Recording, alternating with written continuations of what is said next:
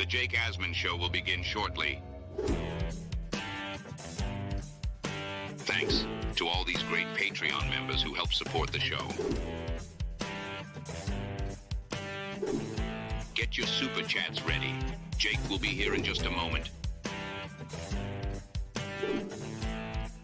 If you love the New York Jets, this is the place to be.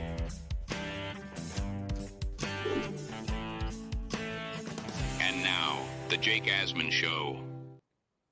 Well, Jet fans, we have a film review we'll do today that should excite every single one of you. Plus, some breaking news before we started the show. Flex schedule. Jets flexed out of Sunday night. We'll talk about that and much more. It's the Jake Asman Show. Let's hit it and get it started.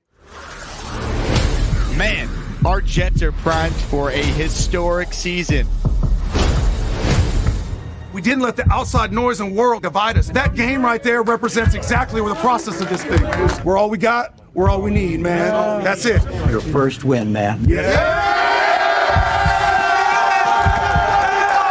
We bleed Jets green each and every day. This is not the same old Jets. We have Aaron freaking Rodgers. We have Garrett Wilson. Let's go. We have Breece Hall. Please subscribe and hit the like button below. Super chat, baby. Cut the line. We have Sauce Gardner. We have Quinnen Williams. The Jets bandwagon is loaded. Now it's time to talk all things New York Jets. It's the Jake Asman Show. Here we go, Jet fans. Welcome in, everybody. Before we get started, make sure you guys subscribe to the channel. Continue to support me. I want to thank all the Jet fans for helping us reach over 40,000 subscribers. Make sure you like this video as well, and boom, you are eligible to potentially receive a gifted channel membership. Joining us right now to break down some film and talk all things New York Jets is Jets X Factor football film guru himself, Andrew Fialkow. What's up, Andrew? What's up, Jake? It's so weird because it feels like the game was so long ago now, and I guess it was only like 4 days ago. But yeah, really needed a win and got it. So there's some good film to go over finally. It was the first time since early September that we had normal film that I wasn't like getting upset with. So good for my mental health and good for your mental health and every Jet fan. So. Absolutely. So before we get to the film review, let's just talk about the news that broke literally minutes before the show. That's why we were a little late just preparing for this. Colts Jets no longer on Sunday night in a couple weeks. It's now at 1 p.m. The NFL has decided to flex out Jets Colts and insert Bengals Chargers to Sunday Night Football. So this game is going to be played Sunday, November 17th. That is week 11 of the season. That is not this week. As we know, the Jets are in Arizona, but the following week they will play the Indianapolis Colts now at 1 o'clock. My first reaction, Andrew, thank God. My second reaction, good for the Jet season ticket holders, because there's been one 1 o'clock kickoff game at home this season, and there was not scheduled to be another one until December 1st, when the weather by then is probably going to be miserable or really cold at the bare minimum. So Jets Colts flexed out of Sunday night into a 1 o'clock spot. So hopefully the weather's nice like it was certainly on Halloween night this past Thursday. But that's the breaking news. So one less primetime game, potentially one less New York Jet primetime debacle to deal with this game being buried in its proper 1 o'clock slot. Yeah. It's funny because Rodgers after the Thursday night game was like, please give us like like as a joke, like give us all the Thursday night games possible. But like you said, besides that, primetime has not treated us kindly. So besides, I mean, I feel like, so at least half of our games this year have been in primetime, right? We had Sunday night, Thursday night twice, and Monday night twice. So it's five of our games have been in primetime. And think about it too. You had a game in London that not technically primetime, but standalone, 9:30 in the morning, only game on.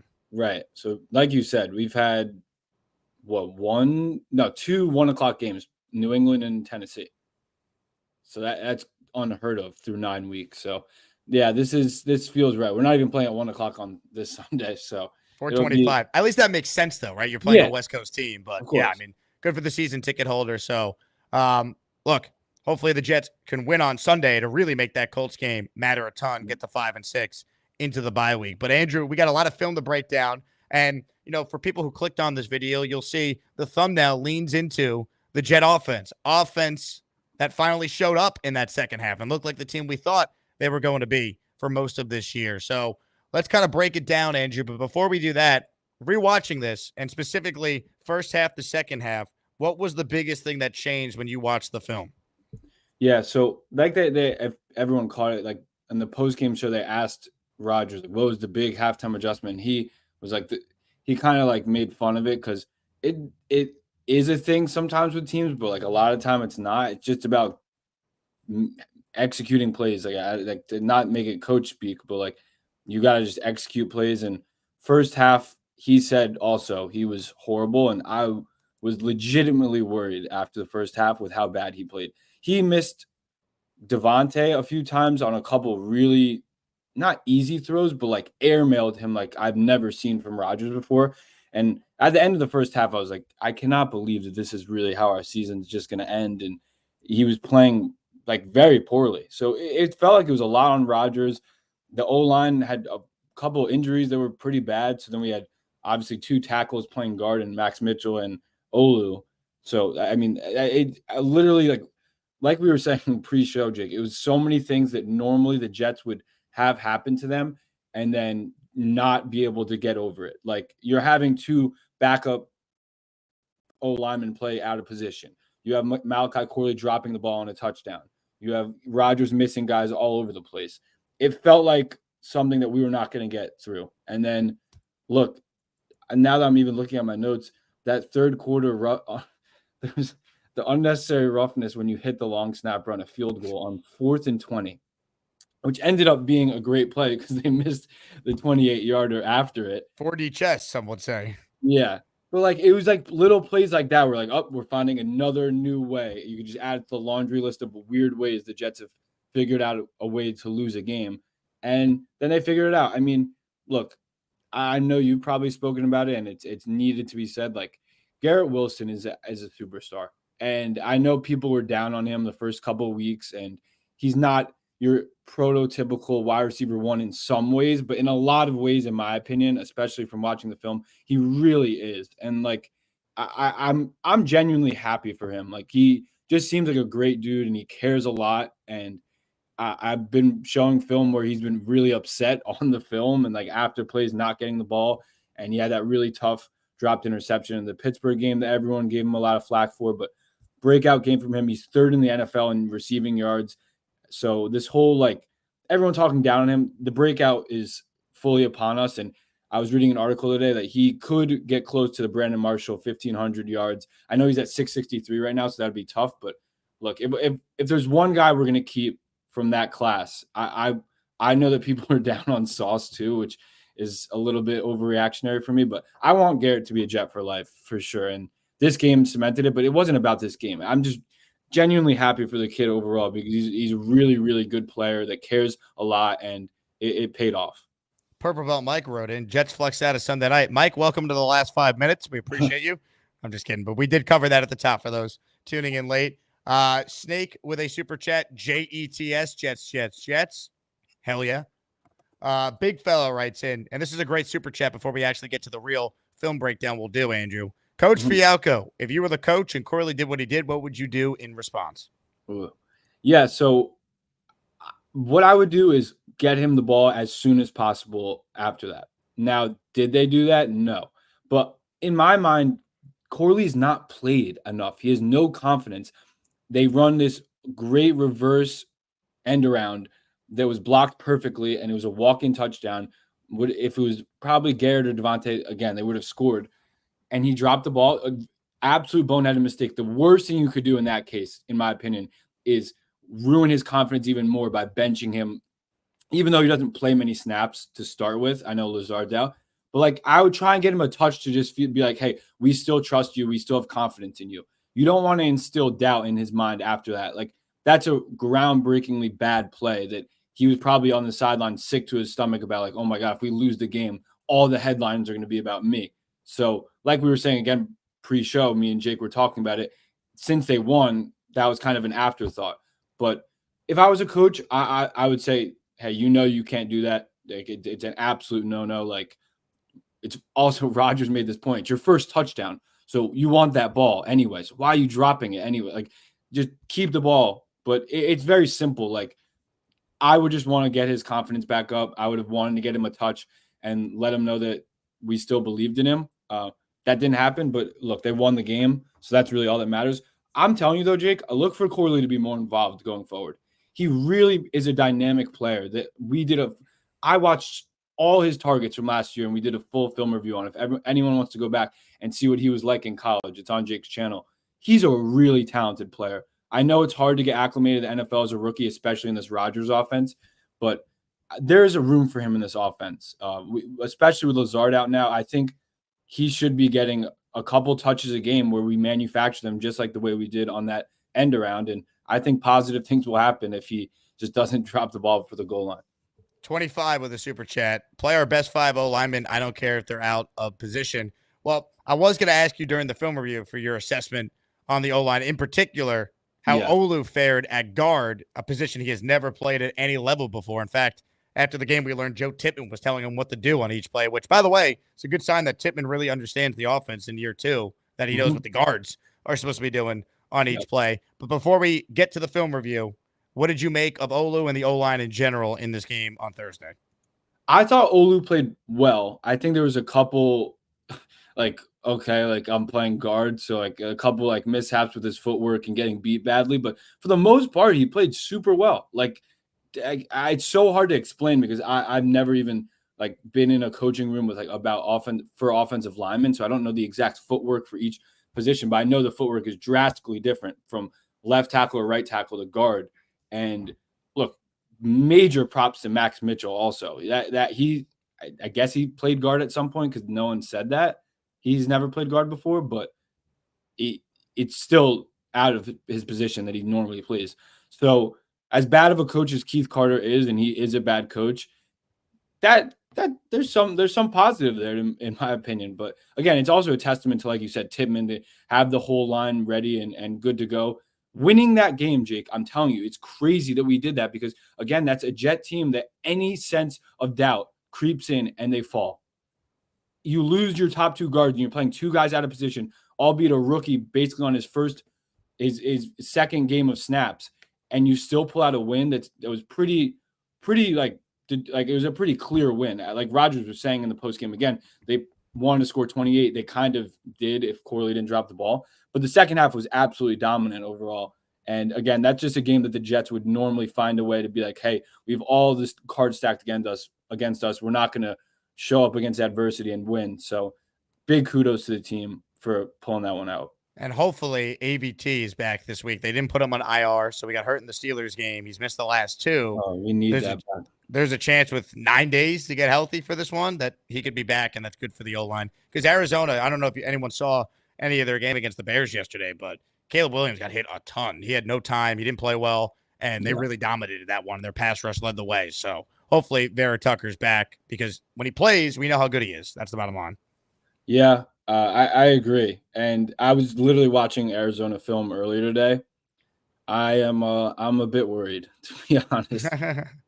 Their run game is extremely multiple in the sense that they run about everything under the sun, whether it's gap scheme, zone scheme, they run power, duo, counter, and they run everything well because when you have to worry about Kyler Murray pulling the ball at any point on any given run, whether it's under center or out of shotgun, it just adds another element. And our biggest fault on defense is the run defense, and especially keeping integrity with rush lanes because Hassan Reddick, who's played well, he's, I think, 11 pressures on 51 pass rush snaps, which is very good. But if you watch the film of him, he doesn't really keep integrity with his rush lane. So find ways to get completely out of place. It was the Brissett third down and the Stroud third down. There's 2 third downs that he just let the guy scramble right through his gap. And we already know about Michael Clemens on the outside. So they need a good game plan this week. They really do. And we're 9 weeks into the season. Jake, if they come out unprepared on Sunday, I will be extremely upset. There's enough film. There's 9 weeks of film that you have to be prepared for what they're going to be running. And look, force them to beat you downfield. I know Marvin Harrison Jr. is really good, and Michael Wilson's another guy they have, but our strength is our secondary. I want to lean on that more. So let's stack the box and try and fit the run well, which we haven't done this season, but they need to be prepared on Sunday. This is again, Jake, we also had 10 days. This is a 10-day preparation for the coaching staff. So I'm very hopeful that they're prepared. Ladies and gentlemen, we're talking with Andrew Fialkow, JetsXFactor.com film analyst. We're going to get into the film right now. Let's shout out the super chat we got here from 25. He says, I think the win was great for the team's mental. You hope so. It takes one win to maybe build some confidence and get going. Daniel says, first live stream watch after a win. Turn up. Welcome back, Daniel. Glad to have you here. And Gio says, with a new coach next year, would Obrick stay as the DC? Probably not. You'd imagine that coach is going to want to hire his own coaching staff, but you never know. We know that ownership obviously is a big believer in Obrick. It would depend who the head coaching hire is. All right, Andrew, whenever you're ready to screen share here, we'll bring it up and we will allow Coach Fialkow to do what he does best. So here we go. I see your screen, Andrew. So can the audience. Take it away. All righty. So finally I was like looking, I knew I had this play from the Packers playbook from this guy on Twitter that has given me like these manuals for playbooks. So this is a staple play. When we went over the Davante Adams film, we talked about the slot fade. You could watch, just Google on YouTube, any Rodgers to Davante highlights, and there's probably 5 or 6 slot fades that they were just so good at. And I mean, this was to ice the game. So this is not the exact formation that we were in, but this is the formation on the side. On Davante's side, you have Mike Williams, who I'll show in a sec, just running a locked hitch.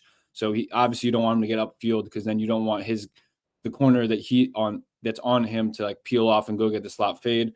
So this is just a play. I mean, play calls are still very foreign to me in general, but this is what they call it. And it's just basically a slot fade with, obviously, again, you'll see Conklin going over the middle of the field on like a little seam route. So that's the diagram of it. And it still didn't matter. And Rodgers just hung in there for a second. Now, what you're going to get from Davante, he's insane with his release package, has a ton of them. I would call this one a little like hezzy and go. So what he's going to do is hezzy, square him up, and then boom, he's out of there. And look at this. The separation he has here is very good. This is very open in the NFL. And again, I'm huge when I watch QBs on film. Like, are you anticipating your throws? Are you throwing guys open? Rodgers, 1, 2, 3, hits the top of his drop. Ball is out right now. Davante's back is turned to him. I mean, that's high-level quarterback play. The ball is coming out. What I mean by throwing guys open is Davante going to get open? Yes. But Rodgers is throwing this into a spot that's going to get him open. Because right now, if you see him throwing the ball, you're like, well, his back is turned. Well, yeah, this is a great anticipation throw with touch, timing, accuracy, precision. This is how good offenses run and are successful in the NFL. So, again, from the end zone angle, I'll show what type of pressure they were running. Because, again, like I said, they got home. Let's see if they ran. They were running a little loop. So push Fashanu, and then he's going to loop around. And Fashanu had a bit of a tough time with that. But Brees was going to pick this guy up. And look, there's a guy in Rodgers' face. Great base from Rodgers, too. 3-step drop, 1, 2, 3. Tap the ball. Ball's coming out. That's a tough throw. I mean, this camera is in our way. But if you could see 39 getting his hand up, right, you let me know. I mean, hezzy, and he's gone. It's over right there. Like, perfect like a basketball player, like crossing the guy up. Yeah, exactly. And like I was saying, it's press man across the board. So what I didn't say is, why is he a superstar, in my opinion? Because of this. Normally, you would have the guy in the middle of the field. So you have trips, so 3 by 1. The safety doesn't get enough depth to Davante's side. He's too worried about Garrett, who honestly wins on his route also. And he's putting his hand up. I swear, every time I see Garrett on film, that's why I love Garrett. He's always thinking he's open. I'm sure he had a world of confidence after the catch he had. But look what he does. What he's done to the Texans is they're telling the safety, hey, you're staying on this side of the hash when it's 3 by 1. So everyone on this side is getting no help. Nobody's got help. And Rodgers sees that pre-snap, and it's over. He doesn't have to. There's no safety in the middle of the field to even look off.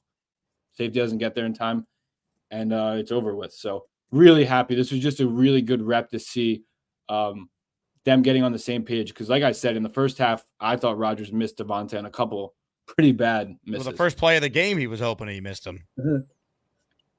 Yeah, just very uncharacteristic. He said in the postgame, he said that was one of the worst first halves of football I've ever played. So, okay. This play I thought was great. This is going to be pony personnel, which I know all the fans love. You got Braylon in there, you got Brees in there, so something. He did come back in the game and then left again. So I Oh. don't know. Okay. I don't know the severity of his injury. We'll get an update from Oberk on Wednesday for the first time. Okay. So, yeah, interesting. So, interesting 21 personnel, 2 running backs, 1 tight end, 2 receivers. Again, Garrett singled up. And I love the misdirection. So, you have a misdirection inside zone just to give these inside linebackers some eye candy to make them double think. And then you can have Conklin. So why is it toss crack? It's toss crack because it's a toss play and you're cracking down in the end. So you have Conklin cracking on the end. What have I said about Tyron Smith when I was praising him the whole offseason? He's so good pulling because he's super, super athletic and no DB wants to take a block on from him. So what do you have? Run action. It holds the end. It holds this inside linebacker. You have the crack. Honestly, it's way better from the end zone angle, so I'll just speed it up to that.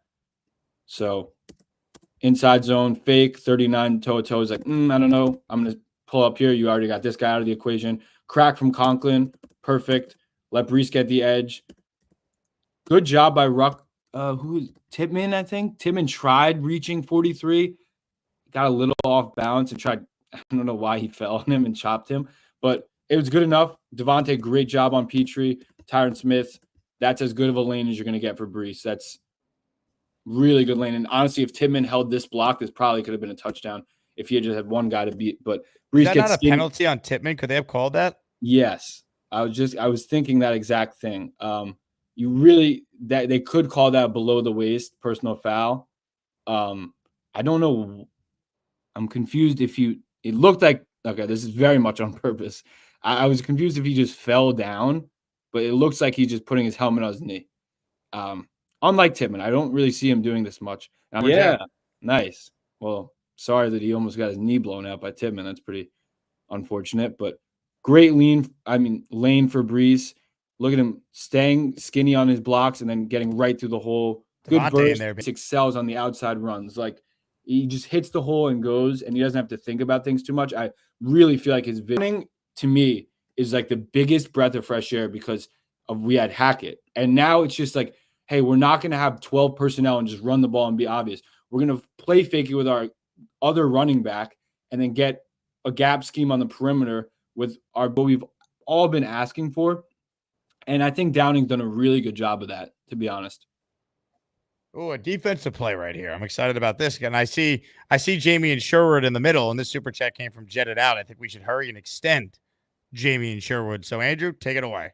I would rush to extend him. He's like last year on film, Quincy Williams was my favorite player to watch, and I think Sherwood is now my favorite player to watch this year. I mean, outstanding player. Like the way he's developed, and I do give Salah a lot of credit, but he was a safety coming out of college. That's what we all have to remember. Now, I just want to show this play. This was, again, when I rewatched the game, when I was watching the game, I said this is going to be, if they don't score a touchdown this drive, I'm going to look back on this play on film and say this is the play that won the Jets the game, because outside zone, meaning the ball is split, Mixon's following his tackle on a zone play. So everyone's zone blocking.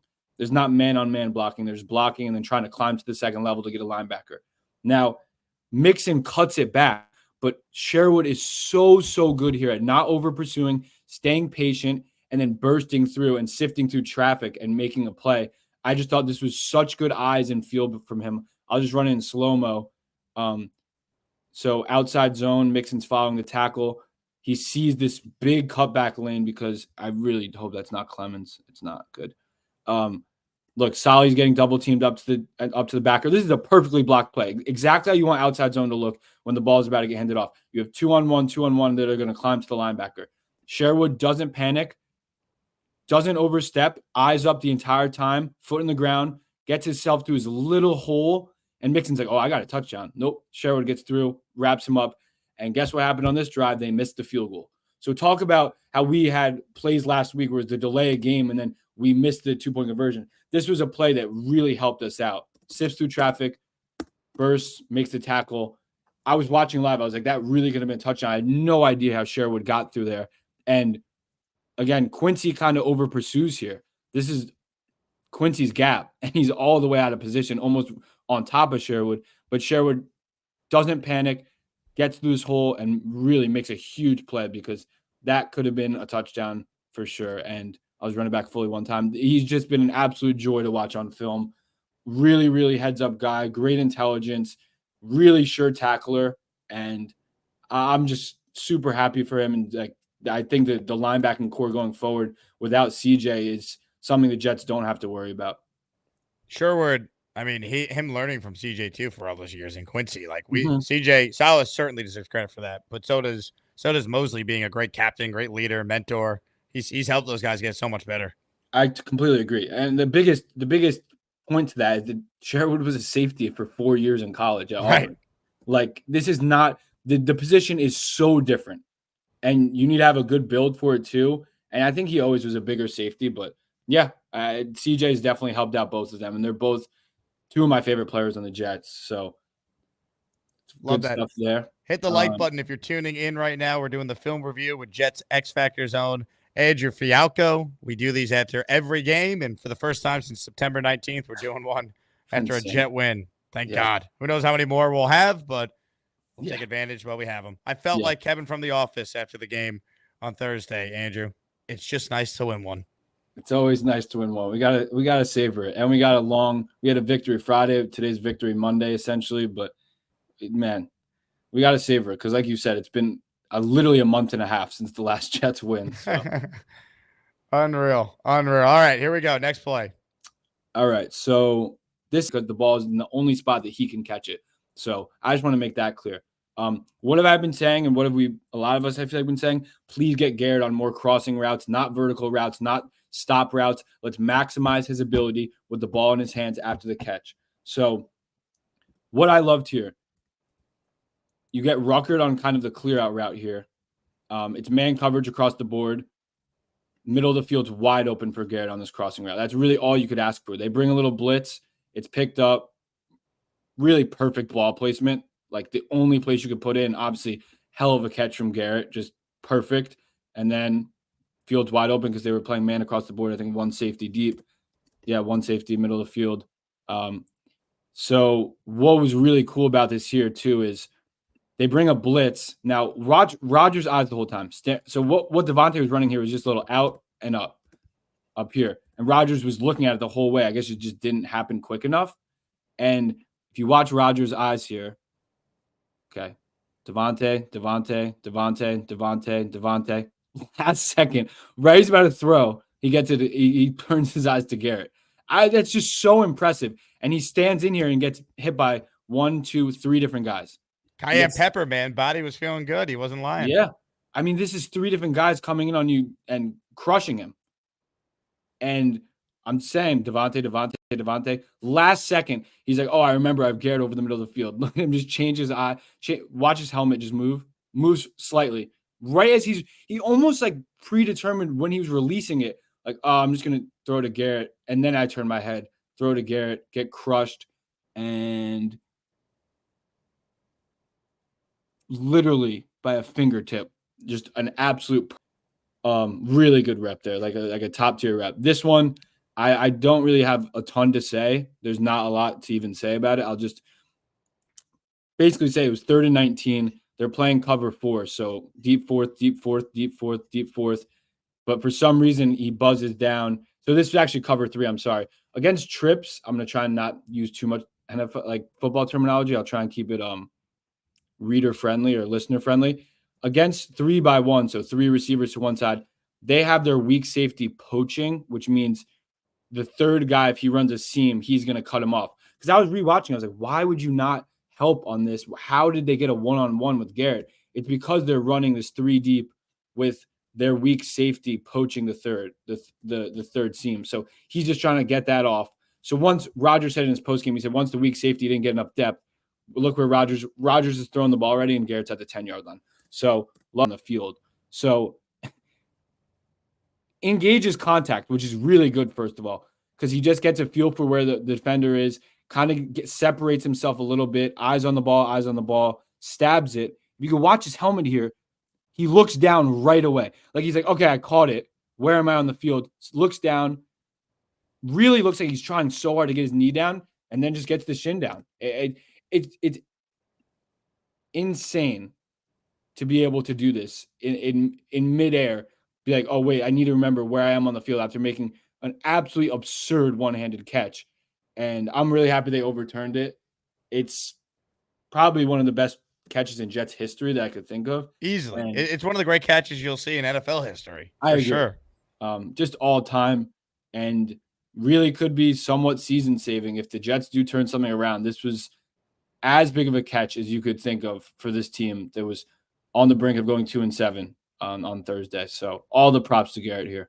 Did you know before this play that one shin equals 2 feet? Yes, I did know one shin equals 2 feet. I just didn't know if his knee hit simultaneously as as his shin. Like if you really slow it down, it looks like his shin hits first and then his knee, but the Jets never get calls. So I was like, there's no way they're overturning this. I thought it was a catch. I'm like, there's just no way that the Jets are going to get the benefit of the doubt. But granted, they did, and it's a highlight that'll live with the Jets forever and with Garrett forever. Unreal. Yep. So this is the last play. Jake, actually, this is a editor's note to get this one in. 4th down. I think this was in the third quarter. I honestly want to look. Do you remember what drive this was, Jake? I just remember it being such a huge play. I think this was this was this the touchdown drive that ended with the Garrett one-handed with Garrett's catch? first one-handed catch? No, because they didn't have a. This must have been the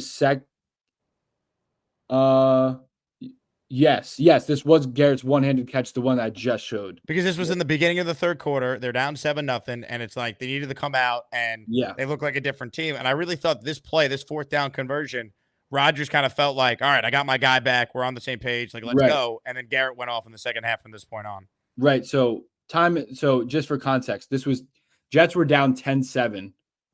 This was with 1:16 left in the third, 4th and 1 at the Houston 48. So huge play. You don't get this. You're giving them the ball back with great field position.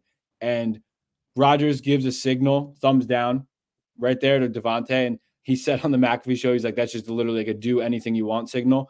The Texans are in cover 2, and you get beat off the line that bad in cover 2. It's an easy hole shot. Normally, it's a lot harder of a hole shot up top, but Devontae's release packages, like I've said, out of control all the time. On both the big plays he made, Andrew, he cooked the corner on him. Yeah, right at the line. You can't press him. So right there, you see Rodgers goes thumbs down, meaning like he literally said on the McAfee show, that means do whatever you want, just get open. And I think he sees too high here, which sucked. But again, just watch at the top. It's just really just a route running technician here. I think, look, that's so important. Closes the space. What are you going to do? You're not going to press me up top. So let me get on your toes, fake inside, get outside right away. And then 4 is just grasping for air. I think that's Kamar Lassiter. He's young, grasping for air, and it's over with. Again, what I mean by a hole shot, just in between the sitting safety that has curl flat, that has the flat, and then the safety that has the deep half. And just a perfect play. That was 17 yards. And like we said, it ended up being 19 yards from this film. And it's a bunch of stuff that we know that they could have done. Like it's just how they should be executing day in and day out, and how they can execute in day in, day out. So I'm excited. Obviously, it's all about Sunday now. Like last week, it was all about Thursday. Now it's all about Sunday. But it's encouraging film, and I'm happy that they're finally showing some promising signs on offense, especially Devontae and Garrett. We are presented by Underdog Fantasy. If you haven't used promo code Asman yet and signed up, what are you waiting for? Underdog is the place to be. We got a Monday night game tonight featuring Todd Bowles and the Bucks against Patrick Mahomes and the Chiefs. Get your picks in for that one or any of the NBA games, hockey games, whatever. Check it out. Download the Underdog app and use promo code Asman and start playing today. Comments, questions, super chats. We'll cut the line. Andrew, that was a lot of fun, man. Yeah. We waited a long time for a film review after a win, and that was fun. I agree. I didn't get, it's weird. I was like, wow, I'm like, I was like happy the whole time. I didn't get stressed once. All positive. Let's just keep the positive vibes going. That's all we could ask for. Now, 25 asked about Jalen Mills. What have you seen from him on film? Because I agree with 25. I think Jalen Mills has played really well at safety. Dog. Absolute dog. To come in like he did, be on the P squad, and then just come up and play meaningful reps. He flies around the field. he really plays with like that energy like Quincy and Jamie do as the linebackers. Not the best guy in coverage, but he's been good. He's really good in run support. Like I feel like when he plays a couple times a game, he gets a tackle for loss or will be at the line of scrimmage and make a play. I think he's been awesome just to step up and have a guy that's been able to play that well. I don't even know if when Clark and Ashton, I think Jalen will play over Ashton. I think Chuck will probably. Oh wait, is Chuck, Tony, and Ashton all out right now? They are all out, correct? Okay. So yeah, it's been him and Isaiah Oliver. I think Jalen still has a role in this defense, no matter what the injuries say. I agree. He's played well, and they're going to need him to continue to play well because you're not sure when you're getting some of those guys back. So, yeah, excellent job there. Zalix writes in, Andrew, could you please talk at some point about the difference in dynamics of X and Z receivers with respect to Garrett Wilson and Devontae? So Rodgers has talked about how Devontae is playing a quote-unquote different receiver slot to what he was normally playing in Green Bay. You know what this means. Break it down. Yeah. So basically there's just when he said Devontae's used to playing the X in our offense, that means that Devontae's used to all the routes the X would run in every play. So like the play I showed in the beginning, do you want me to can I just pop that up quickly just for reference? Yeah, go ahead. Let me just hit the like button if you're tuning in right now. We're getting class is in session right now with Coach Fialkow. That's what it's all about. Okay. All right, we now can see your screen. Go ahead. But now I need a. Okay, that's better. Hold on. So we'll let you delete the inappropriate stuff on your screen. I'm just kidding. Okay, go ahead. I was worried. I was like, I wonder what I just have a bunch of nothing up. So what Rodgers is saying, there's two things. One, the X is usually on the ball. So that's just like the basic thing. He's usually on the ball facing press coverage the whole time. The Z is usually off the ball. We've been asking for Garrett to be off the ball more because Garrett's not been elite at beating press coverage just because if you get hands on him, it disrupts the timing of the routes and it just disrupts his route in general. So what it is here is like, for instance, normally not in this one because every X, Y, Z, F, they're all interchangeable. Besides Y, I'm sorry. The Y is always a tight end. But X, F, Z, usually interchangeable. What Rodgers means by that, though, is like here, you would line up Devontae as the F. Normally, he would be lined up as the Z right now. But you want to get him in whatever position it would be to like get him the ball in the situation. Like the play I showed where we ran the slot fade, the X was Conklin, so it was actually the Y. Everything's interchangeable. The bottom line of what he was explaining is that it's just a different route for every single play that Devontae's running now. He's running all the Z routes instead of the X routes. So every time he was playing for the Packers, he had all the X routes. Now he just runs mostly the Z routes in the playbook. That's basically what he's talking about. Definitely not something that is that big of a deal, clearly, as they figured it out on Thursday. No, and like I said, every position is interchangeable. Like they run Devontae in the slot, like what I just showed it as the F on the touchdown. So I think he says it just to like give him credit, but Devontae's a pro's pro and he knows this offense inside and out. He's was in it for 8 years, I think. So it's not a big deal, but that's all he means by that. 25 says, saw Mills pregame speech on Twitter, leader too. Yeah, I mean, he plays with passion, man. They need more guys like that. So you called him a dog. I think that's a great description for him. I saw the pregame speech, and then he just talked to media today. He's very well spoken. He seems like he's very locked in. We need more guys like that on the defense. He seems like a team first guy. I've loved. I mean, just the fact that we just picked him up. Kudos to Joe Douglas on that. That was a good move. Quick baseball news. No surprise here, but Garrett Cole and the Yankees have agreed to a new deal. Nice. Yankees basically picked up the option, but they're still talking about a new deal, maybe to give them some financial flexibility, I hope. So we will see. But Garrett Cole, long story short, remaining with the Yankees. This comment made me laugh from Zalix. The second half of this game gave me an election. A lot of political ads coming up on the YouTube streams these days, man. Get YouTube Premium. I'll tell you that much. Let's see. Tom Ace wrote, I wish I could flex out of going to work tomorrow. Well, you just start work at a different time, Tom. You wouldn't get to skip it. Peter says, disappointed in the NFL for flexing us out. Say what you want, but Flacco versus Rodgers in a must-win game for both teams is definitely marketable football. Yeah, but it's not better than Joe Burrow versus Justin Herbert. No, and I think that the Colts, after the Colts lost last night, I feel like the way they played that game, I think they were like, We don't want another primetime game like that. It's more about the Colts and the Jets because the Jets are going to get a huge rating no matter what. Yeah. Rodgers in the New York market. I agree.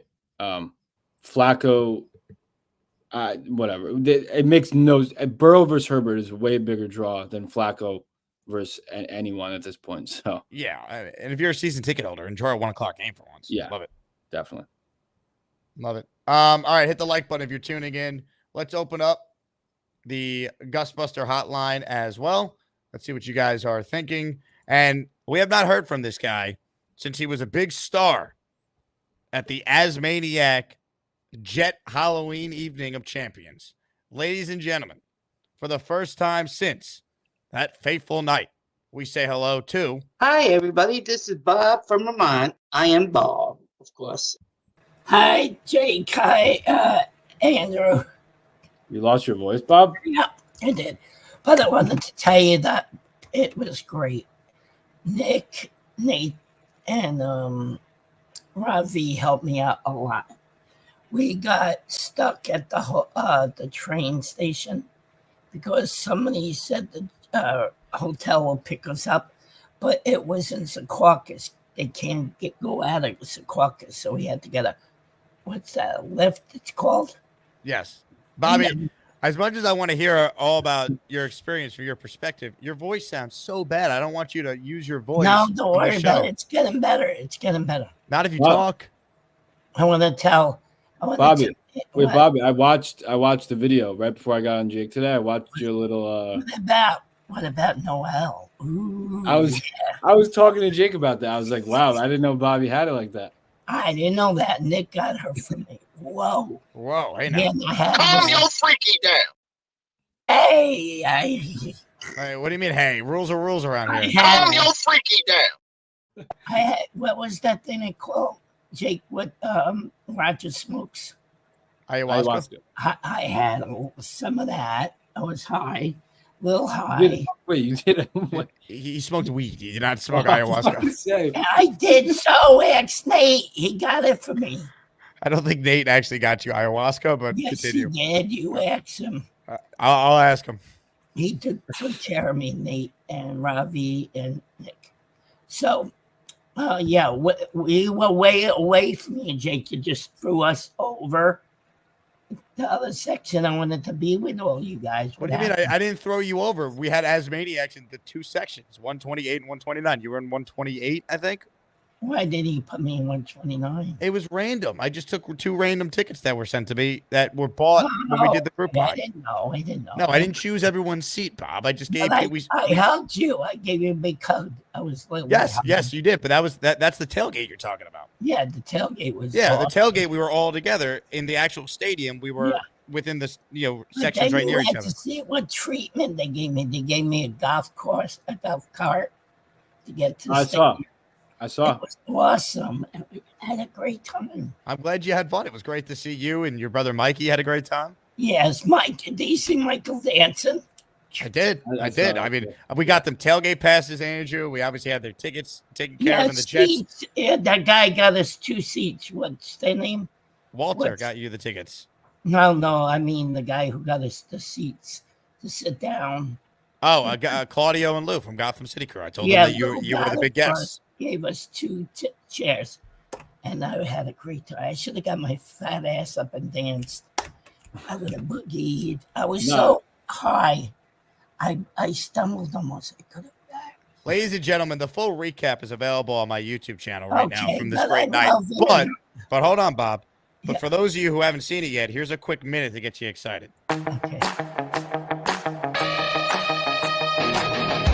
Okay, Bobby, my friend. I told you I'd be here. Of course. How long does it take to get to 5 minutes, we're going to be there with all the crew, Bobby. Yeah, I know. We get the big spell. Thank you, sir. What team do you like in football? Get your feet in, Bob. Well, that girl was hot that took us.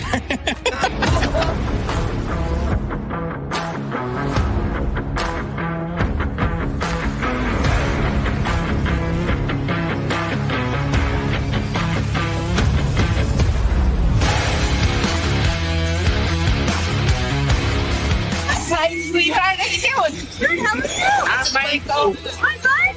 emotional, guys. What grade? Too bad Carly won't be here. Damn. Am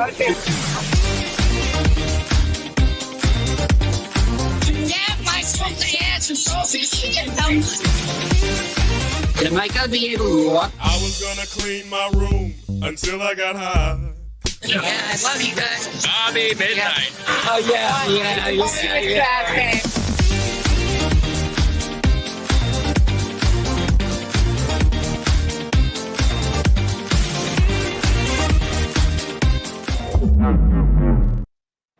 There you go. Awesome, Andrew. I loved it. Thank you, Jake, for the tickets. That looked awesome. Are you going to December 1st, Jake, against the Seahawks? I'm not sure yet. I might have to work, so we'll see. Oh, you might have to work that day. Okay, I'm going to try to get down to Addison's, coming all the way from California for his birthday. You got to go. Yes, take the train. That was great. Now I know. I hope I could get to Secaucus instead of Newark. I don't want to go to Newark anymore. That was crazy.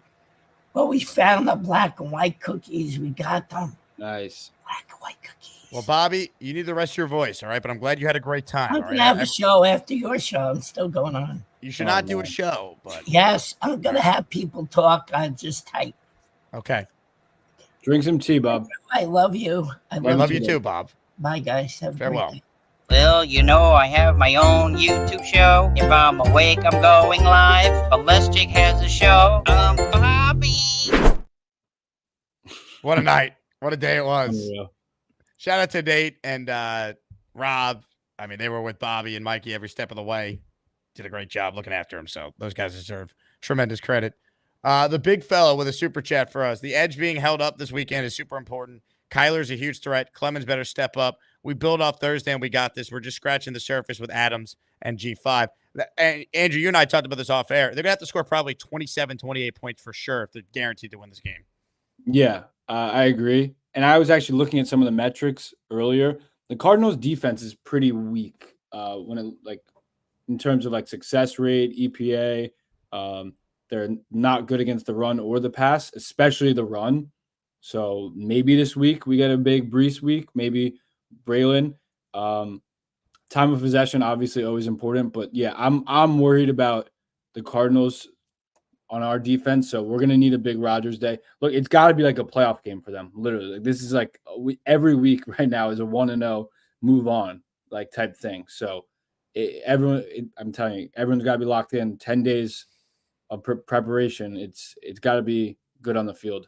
This comment from Tom made me laugh. Jake didn't treat the tickets like a wedding table seating. Yeah, I mean, I didn't choose who was sitting where. We did a group buy. There's obviously a lot of seats that are normally season ticket holders, so the Jets gave us whatever they had in those sections. But thank you, Tom. Yes. ML says, I was fortunate enough to sit next to Gator and Jake. That's correct, ML. It was a blast in our section. All right, ladies and gentlemen, more of your calls right now, and then we will say goodbye to the great Andrew Fialkow. Joining us right now is someone we always look forward to hearing from, and we always appreciate his perspective on all things, including the New York Jets. Hi, how are you? Bruce Hall. That's good. Hey, Lane, unmute your mic. Hello, Jake. What's up, Lane? How are you? Are you in heaven, Lane? It looks very bright by you. No, I'm there. So anyway, that was a great Jets game. It was. Thank God. Yeah, I know. How do you feel about? Ah. I was wondering because he was like frozen the whole time. It's been tough for Lane with the internet lately. Hi. Sorry, everybody. See you next call when we talk about sports again. Tough. Lane, call back. We'll try again. Ladies and gentlemen, we're going down under for our next call. Grab your boomerangs, and we say hello to Craig in Australia. Hello, Craig. Craig, you're on mute. Hang on. Sorry, that never happens. Going you're straight good. on mute. By the way, is the Jets getting flexed from 8 p.m. to 1 p.m. our time good for you? I don't know how it works. I don't know the time difference. From 8 p.m. to 1 p.m. your time? Yeah, 1 o'clock in the afternoon, the Jets now No, that's play. bad. That's bad. Never mind. Yeah, that's like 3:30 a.m. for me, and because this team has a friggin' mortal grip over me, I'm going to have to get up and do it, no matter what. It doesn't matter what happens. So, real quick, Andrew, it was a pleasure and a highlight of my life to meet you at MetLife, back at the Patriots, the home opener. Same here, I have man. to say, Same here. your content, I can't miss it. It can't be done. I appreciate that. Hopefully get to see you again. And I know, Jake, Thursday night for you had everything, but was there a highlight? Can you single out one thing that was the all-time highlight of Halloween game? Man, so we're excluding like the fact that they actually won a game and we saw the Garrett catch, because the Garrett catch is the highlight of the night, seeing that in person. But like as Maniac related, I'm guessing you mean? Yep, anything goes for this question. It doesn't matter what it is. I mean, the whole night was great. The tailgate was so much fun, getting everyone in one spot. Gotham City Crew, shout out to them for anyone who needs a tailgate spot. They're awesome, putting that together for every game.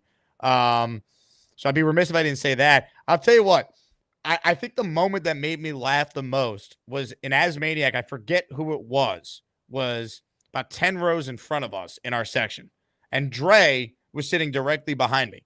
And someone recognized Dre in the stands and yelled at him, "Yo, Dre, he's gonna die." And I just thought that was so funny that someone yelled that. And then there was another great moment where we were chanting like just random like listeners' names in the stands. Like we started a Nick Shine chant, and people who didn't know anything about the show, or didn't know who Nick Shine was, they were in on it. We did a Bobby Midnight chant. As you would.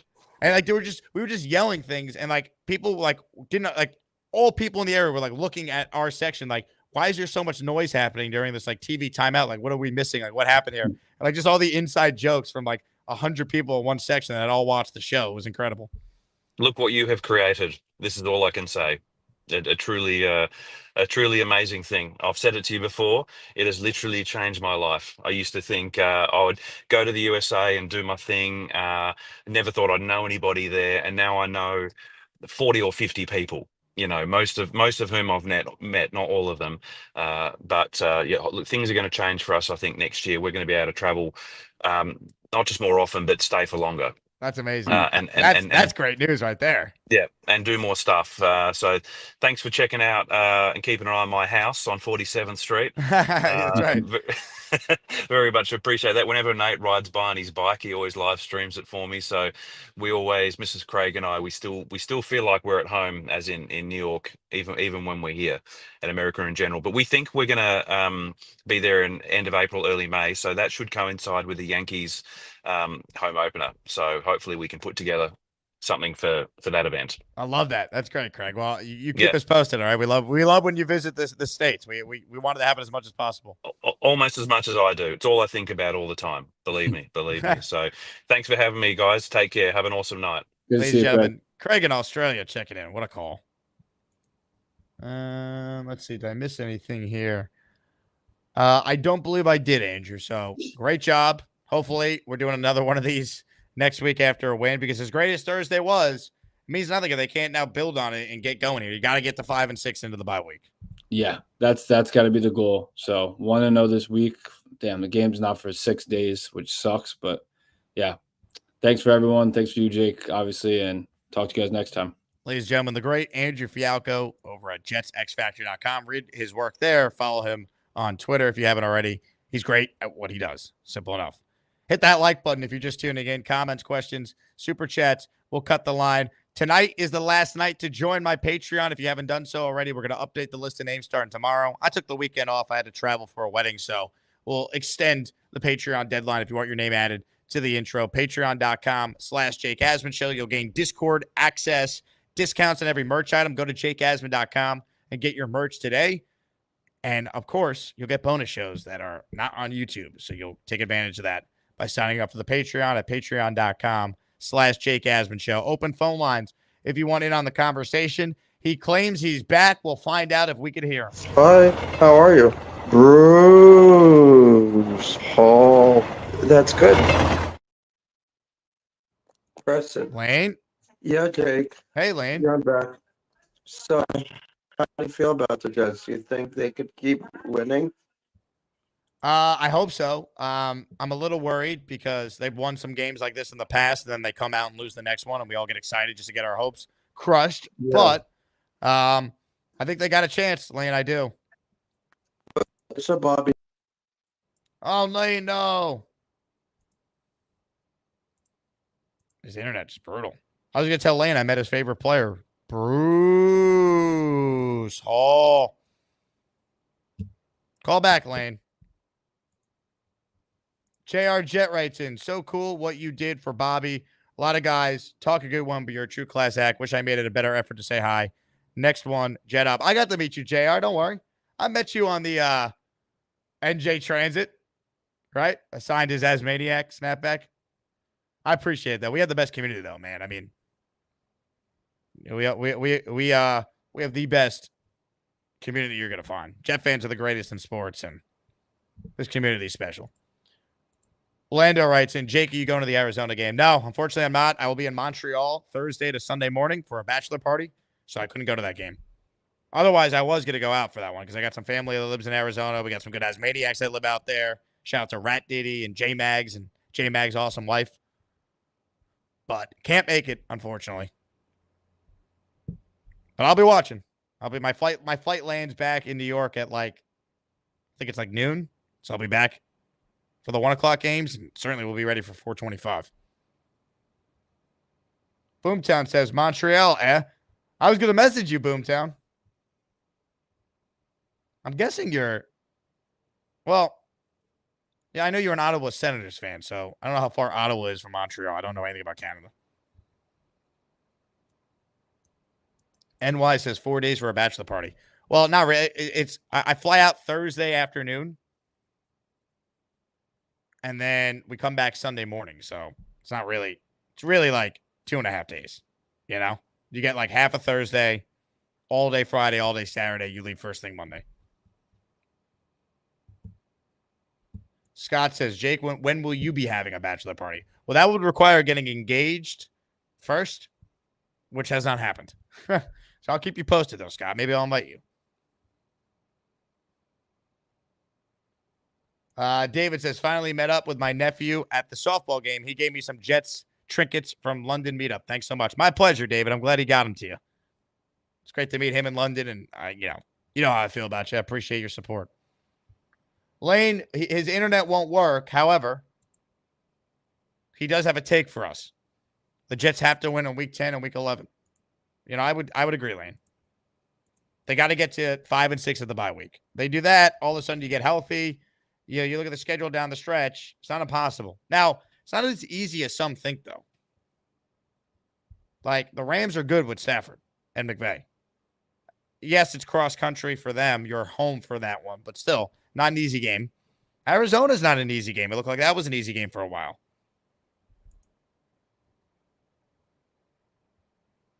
JR said, I was talking about meeting Bobby. How can I forget about our epic exchange? Yes. I wish you got over to the tailgate, JR. Bobby was like the Pope at the tailgate. He was on his throne. He had the area he was sitting on by the chairs, and people were just coming up to him to say hello, take pictures. It truly was like a celebrity was there.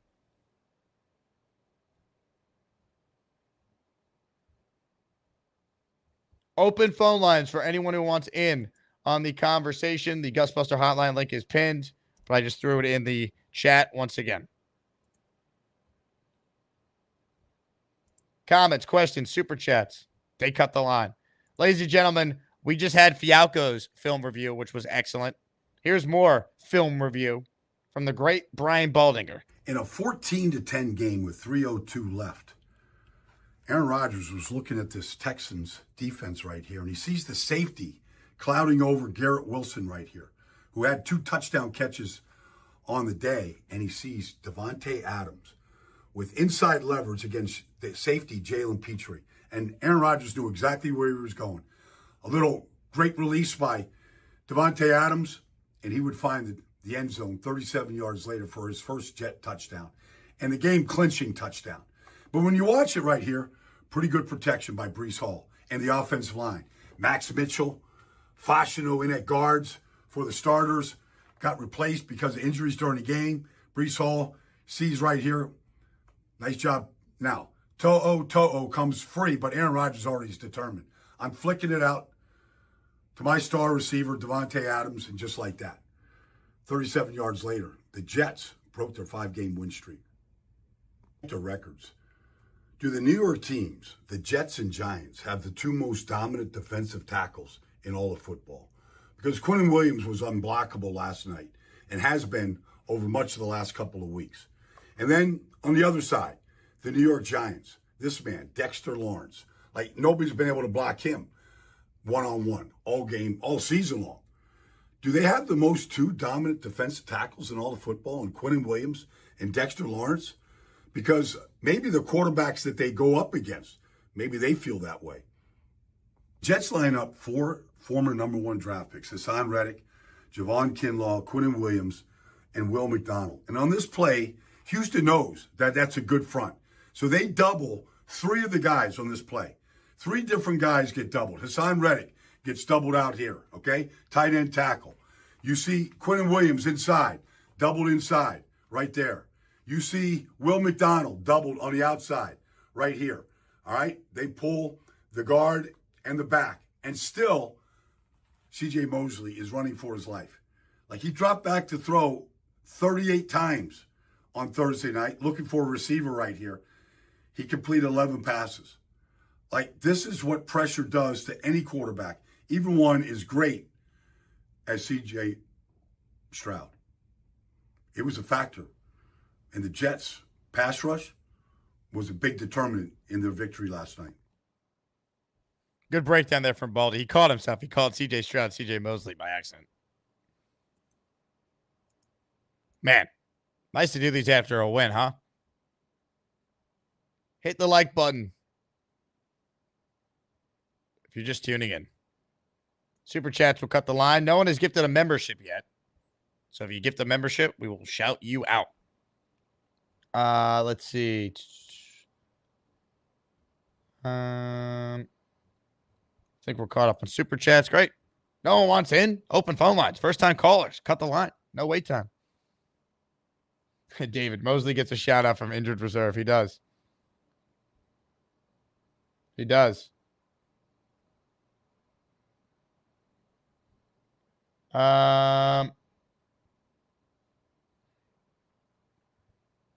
Cactus Johnny, we just lost to the rotten Patriots. No games are easy for this team. Yeah, anyone who thinks that the Jets are just going to roll now, I mean, follow the Jets? Come on. No better than that. Let's hope they prove us wrong. Matthew writes in, Jake, don't say anything about the beer sucking up there in Canada. John Candy's character in Canadian Bacon learned that the hard way while attending a hockey match. I like Canada. I'm excited to experience it. We love America's hat. Peter Castro says, good luck controlling Murray.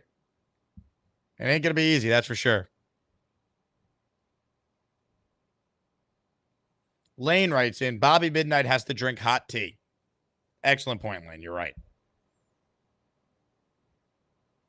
He does need some hot tea.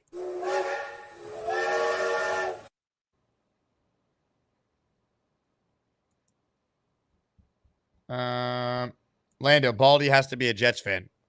He works for the team. He does some content for them. NY Jets Florida. Canadian beer, higher alcohol content. Interesting. Tom A says, Jake, please smuggle back some ketchup-flavored potato chips for me. I can work on that for you.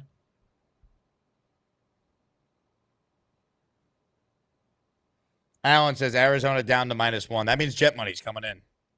It probably will finish as a pick 'em.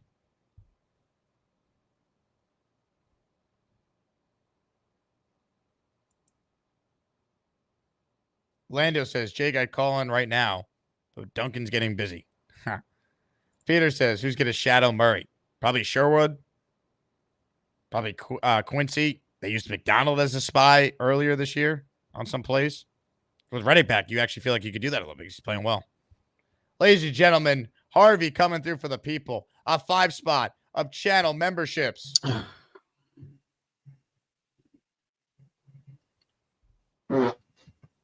Excuse me. Boom. Here we go. If you hear your name called, you're a channel member. Jets Guy NYC, Gilbert Farmer, Antonio Araya, Clancy _NY Jets. We love Clancy. MC3, all channel members. Ladies and gentlemen, but wait, there's more. Mother effing Chew has gifted one, count it, one channel membership. Choo choo, mother effing choo. Trevor Bollinger receiving a membership. Boom. All right.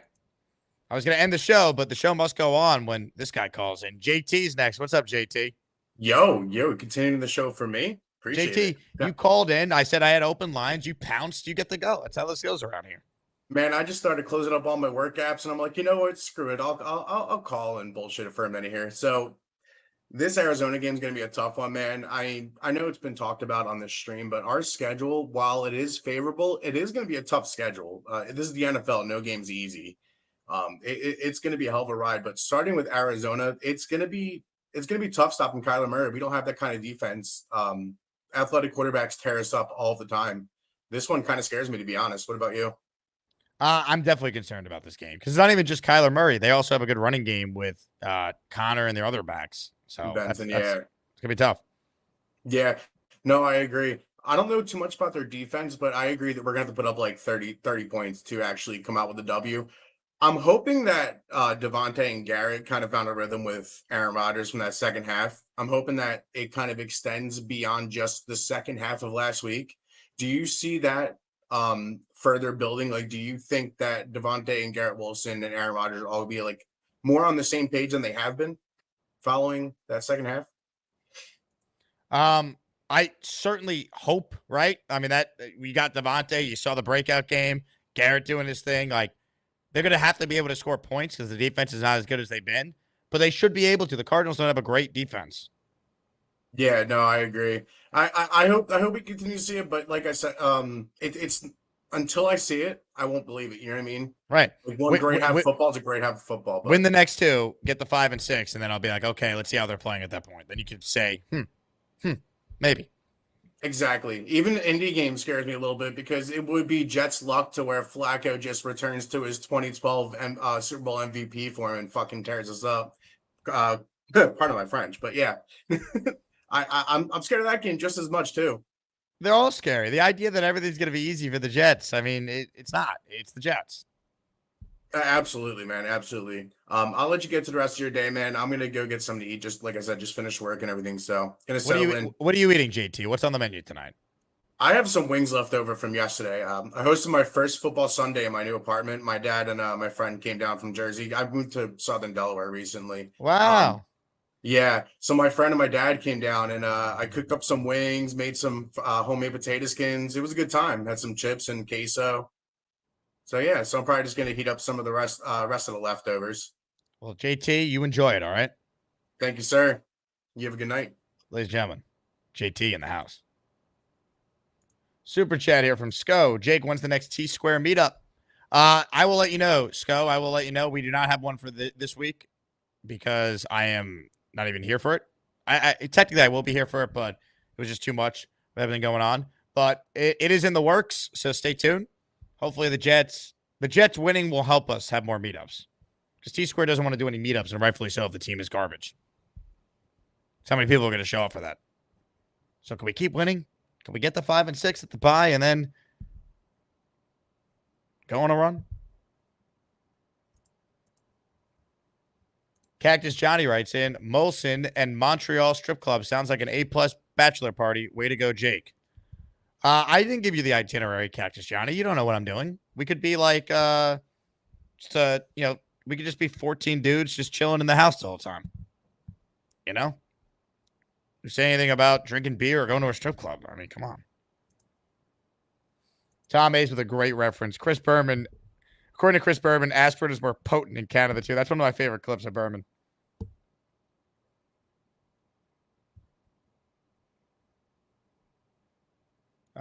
Peter says, Rams, fine, Bills, all better than us with better coaching.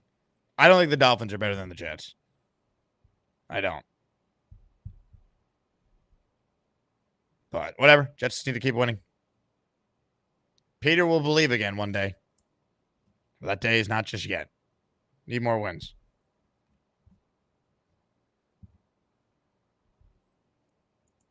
David writes, and the coaching staff will get to prove their mettle to pull rush defense out of the hat. Yeah, hopefully they make some sort of adjustments for this week.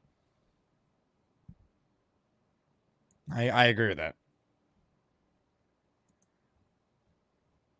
I mean, look, it's not going to be an easy week. It's just not. But the hope is that what we saw in the second half kind of carries over from an offensive standpoint. That Rodgers is comfortable. He's healthier now with an extra 9 days.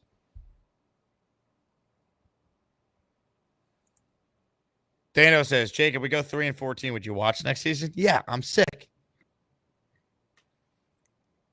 If I go 3-14, that would be a nightmare.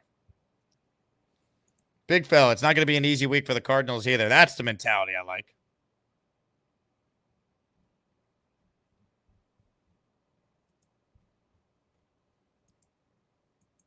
Look, there's a reason why the Cardinals only are 1-point favorite.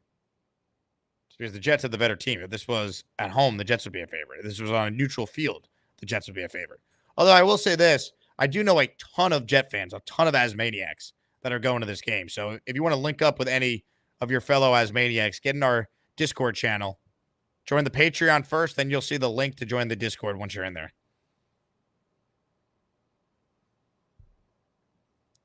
We got a who's who of Asmaniacs that are going to be there. Plus, Gotham City Crew's doing a tailgate, so I'll have the info in the Discord for anyone who wants to go.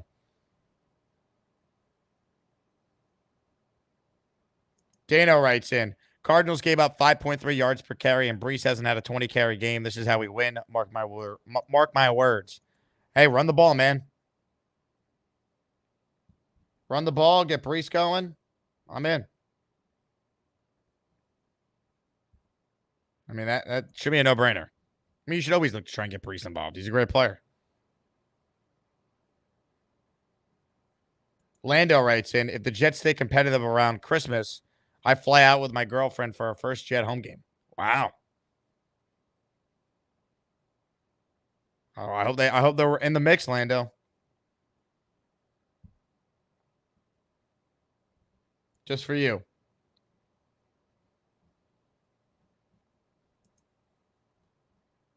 All right.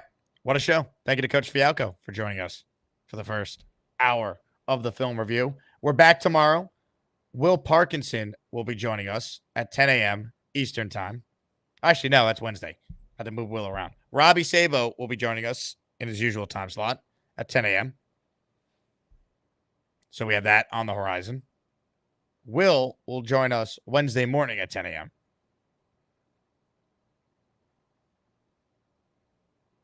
Ryad says, Jake, do I go to this game? You should.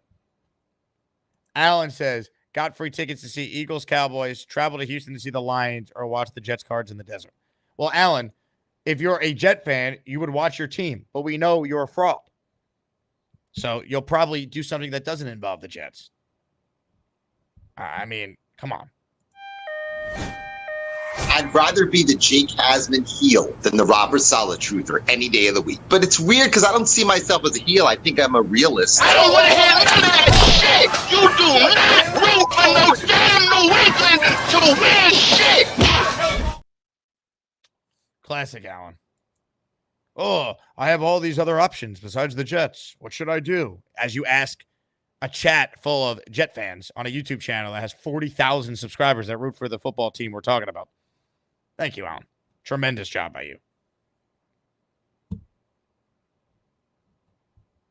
Unreal. Tom says, I missed the baby Allen clips. Hold on. Also, could we get Tom Ace a membership? Tom, you just probably don't have gift receipts on at this point. That's the only thing I can think of. Nothing else makes sense. You want a little baby Allen? Do I know where that clip is? Allen is back?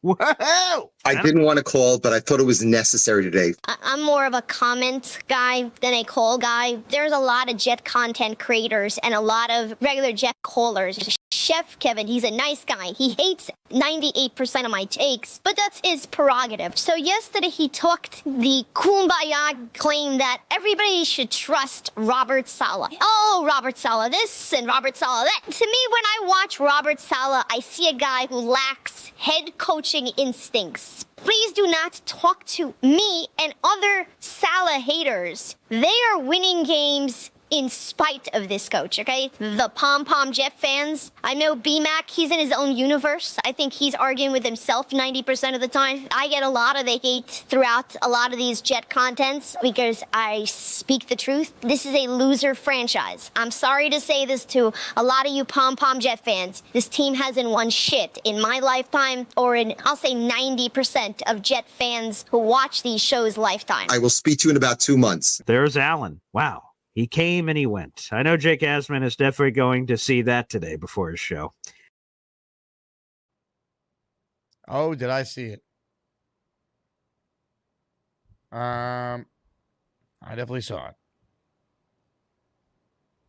it. Tommy's. By the way, Saints firing Dennis Allen. People are like, oh, who would want to take the Jets job? It's the worst situation. No, it's not. Saints is way worse. Way worse. The roster's not that good, and you have no cap room. But the Jets, the roster still is pretty talented, and you do have cap flexibility. Not even close. But anyway, that's enough show for today. Thank you to everyone who tuned in. You guys are incredible. We love all of you. We love you as much as Jets Chaos loves Jeff Overick. Some might say. Okay, good luck, Coach. We love you. I love you too, Jeremy. You look mighty cute in those jeans, brother. Anyway, if you haven't watched the Asmaniac Halloween night recap video, check it out. You guys are great. JETS, Jets, Jets, Jets. I will talk to you guys soon, like tomorrow. Farewell. Go Jets. Who was that lovely lady? That was Carly. Anyway.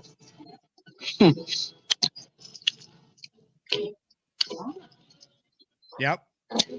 Charles, I think we talked about you calling in and chewing on the air again. You couldn't wait till after your call to eat. You talk to me and then you eat. Anyway,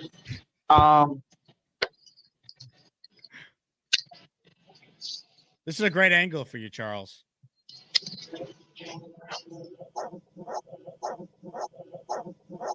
Even better angle. Where are you calling us from? Burger King in Hope Lawn. What did you get? A BK Royal Crispy Sandwich with Swiss cheese on it. No tomato. About to finish up my fries. I'm about to have a slice of birthday cake. Very nice. Charles, I think you should give all your takes from this angle moving forward.